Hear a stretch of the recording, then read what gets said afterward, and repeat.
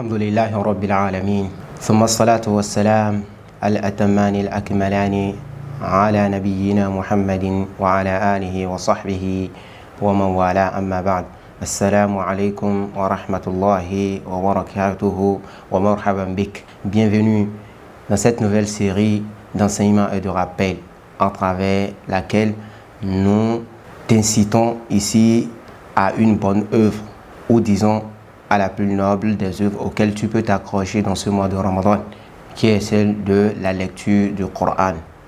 Allah subhanahu wa ta'ala dit dans le noble Coran, il dit « Shahru Ramadan alladhi unzila fihi al-Qur'an » Il dit en réalité le mois de Ramadan est celui au cours duquel le Coran a été révélé. Et les savants disent du commentaire de ce verset que le mois de Ramadan est le mois du Coran. Efforce-toi alors de lire le Coran. En effet, sais-tu même que tu peux compléter la lecture du Coran dans le mois de Ramadan? Peut-être que tu l'ignores, mais en lisant 5 pages après chaque prière obligatoire, crois-moi, tu pourras compléter une fois la lecture du Coran durant ce mois de Ramadan.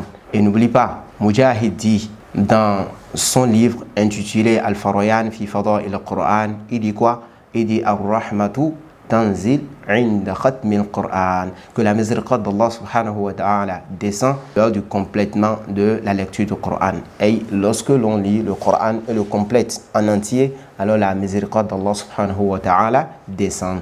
Alors, qu'est-ce que tu attends pour pouvoir maximiser? Cela est une opportunité pour toi à ne jamais rater.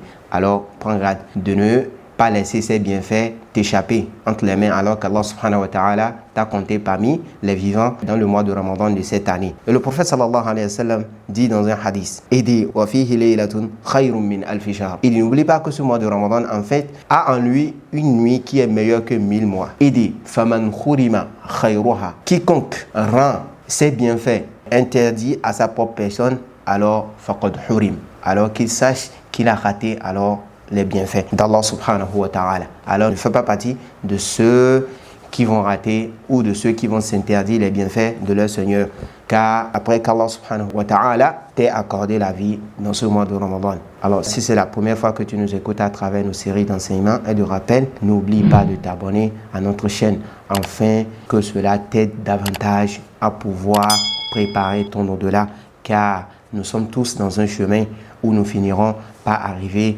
devant Allah subhanahu wa ta'ala pour un jugement redoutable. Allah subhanahu wa ta'ala nous dit alors fatazawwadu fa inna khayra zad at-taqwa. Prenez pour vous des provisions pour votre voyage vers l'au-delà et sachez que la meilleure des provisions est la crainte d'Allah subhanahu wa ta'ala. Et c'est d'ailleurs la sagesse qui se trouve derrière la législation du mois ou du jeûne du mois de Ramadan. Allah dit kutiba alaykum as-siyam kama kutiba ala alladhina min qablikum la'allakum tattaqun. Le mois de Ramadan nous a été rendu obligatoire par rapport à son jeûne afin que nous acquérons la piété d'Allah subhanahu wa ta'ala. Nous vous disons alors assalamu alaykum wa rahmatullahi wa barakatuhu.